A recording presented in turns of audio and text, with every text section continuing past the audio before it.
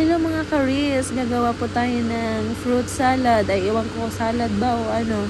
Ayan, yung mga ingredients ko yung nakikita ko dito sa Japan kasi ang hirap maghanap ng mga ingredients na ilalagay natin kasi mahirap dito maghanap ng Philippine store sa Japan. Konti lang, tsaka meron pero nagsara na. So, ayun mga ingredients ko guys, yung coconut ay tatanggalan ko siya ng sabaw para yan na lang matitira. So, nilagay natin sa bowl.